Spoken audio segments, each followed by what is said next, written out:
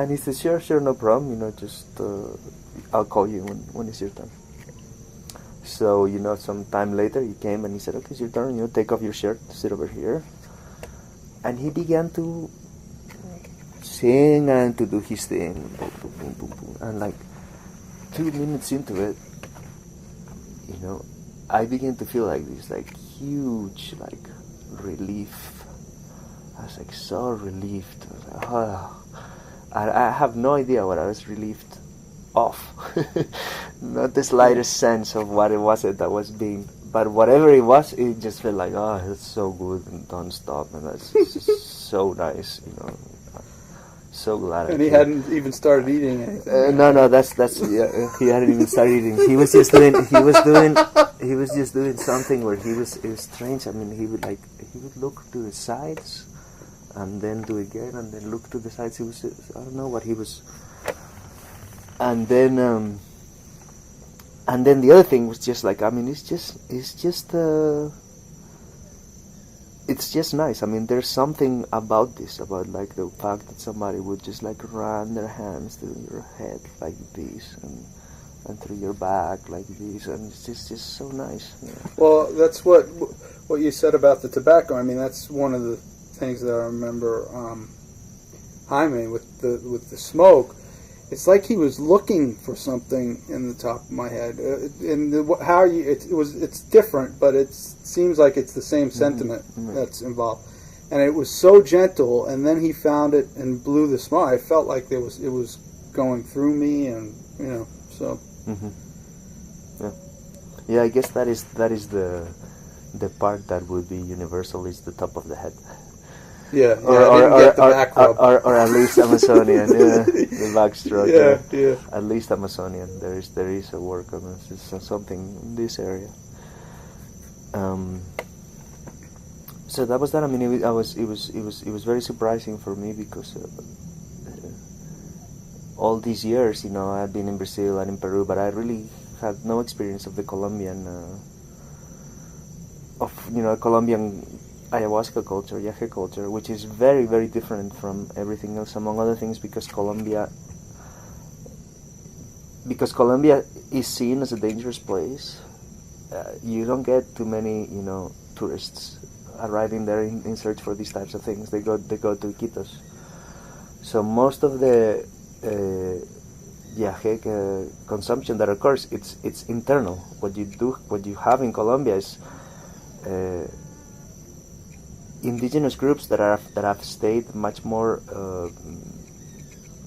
isolated is not the word, because they're not isolated, and much less in the Putumayo, but I mean much more together, or in some, or let's just say with actually lasting sense of identity, even though they live in cities and have cars or whatever, they see themselves as. Which is much more rare, for example, here in this area. And then because the areas where they are dangerous, and they've been in guerrilla and narco traffickers and paramilitaries, army, and all of this, then actually internal colonialism of the jungle and immigration is much more rare. There's less people trying that. So they actually in Colombia it's much more. For a number of bad reasons, perhaps some good things have happened in terms of like keeping cultures as they are. So they're feeding back on themselves, and without too many other external things coming in and coloring the. Exactly. Yeah. Exactly. And then you've had this phenomenon. I think it's uniquely Colombian, and that's also different. And it's that you have a lot of urban, middle-class, educated people who are drinking ayahuasca with sort of these traveling indigenous, shamans, curanderos. They just travel to the cities and do sessions there, which is something, for example, that it doesn't take that shape in Lima at all, or in Peru. You get a lot of foreigners doing something like this and going directly to the centers, but not this type of thing. So very, very interesting place, Colombia. Very, very interesting. And is this what you were setting up when we spoke back in December or January? No. In December I was working for a different documentary with a different. It was a project actually, still a project, with a different indigenous group that don't use ayahuasca. They live in the coast. They're called the Kogi in Santa Marta. Different project altogether. Also very interesting. Also like a very Colombian example, something that would only happen in Colombia. These guys are like living. They are living right next to the place where the first Spaniards landed in the American continent. So they are like they're in the area that have seen, colonized for the longest of all of the American continent, and yet somehow they managed to like go up these mountains, a very tall sierra, and while keeping contact with people all the time, remain themselves.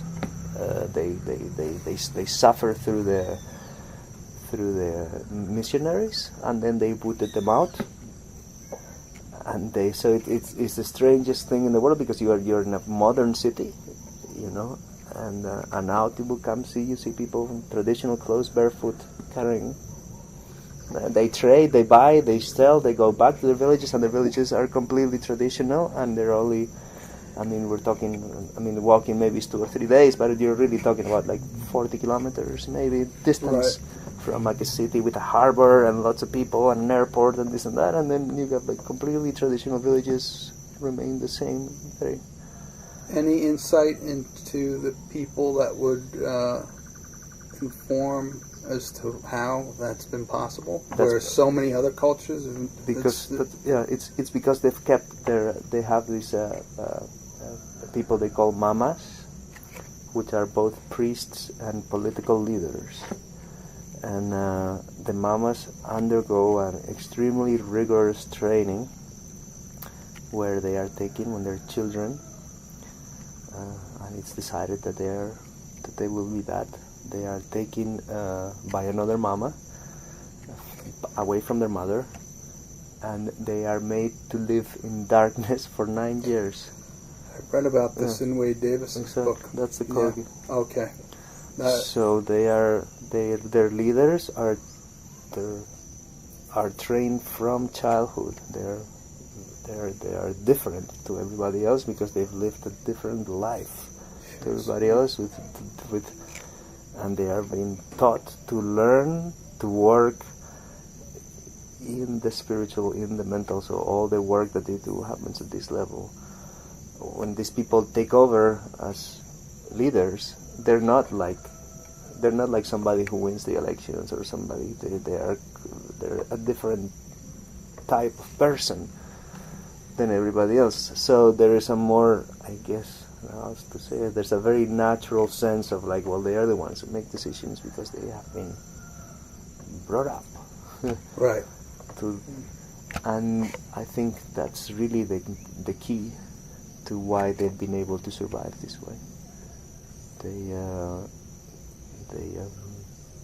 They have a specialized group of people who are the keepers of the culture and the knowledge, and these people have also the political and the social power. So they manage the encounter between the community and the West. So some things are accepted and some things are taken in, and some of the things are not allowed from the Western world. So.